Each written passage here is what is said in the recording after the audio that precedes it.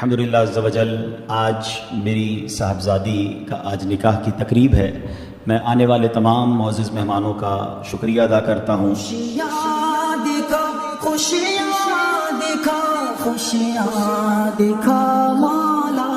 شادی بیاہ کا موقع ہوتا ہے تو کچھ شادی بیاہ کے تعلق سے باتیں ہوتی ہیں. ہر شخص چاہتا ہے کہ میرا گھر پرامن رہے، پرسکون رہے. آپ کے گھر کا ماحول اور سکون اور امن کا یہ خوبصورت پرندہ اگر آپ اس کو مدینے کی طرف اڑانا چاہتے ہیں تو اس پرندے کے اڑنے کے دو پر ہیں. ایک پر کا نام ہے صبر اور دوسرے پر کا نام ہے شکر. جب یہ دو پر ہوتے ہیں تو یہ پرندہ سکون کی طرف، راحت کی طرف پرواز کرتا ہے.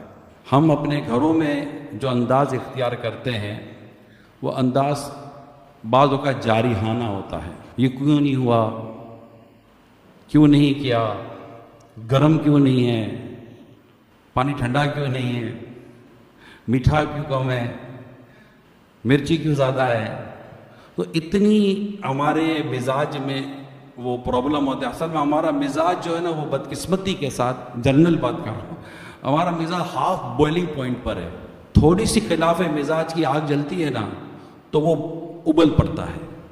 اگر ہم اپنے مزاج کو ٹھنڈا رکھیں، صبر سے کام لیں کہ جو ہے چلیں، اللہ کا شکر ہے کہ جو ہے اس سے زیادہ برا نہیں ہے. اس لیے کہا گیا ہے مردوں کو، شوہر کو، کہ عورت کی اچھی جو خوبی ہیں اس کی طرف توجہ کریں. تو انشاءاللہ جب یہ دونوں طرف خوبیوں پر توجہ ہوگی، شکر کا پہلو غالب ہوگا، صبر کے ساتھ گھر چلے گا، تو جب صبر اور شکر یہ دو پر لگیں گے تو انشاءاللہ سکون اور امن کا جو پرندہ ہے یہ مدینے کی طرف پرواز کرے گا.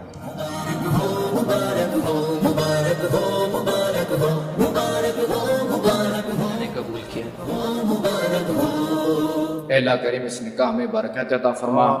اے اللہ کریم ہمارے اویس بھائی کی شادی خانہ آبادی فرما. اے اللہ کریم دونوں خاندانوں کو آپس میں شاد و آباد رکھ.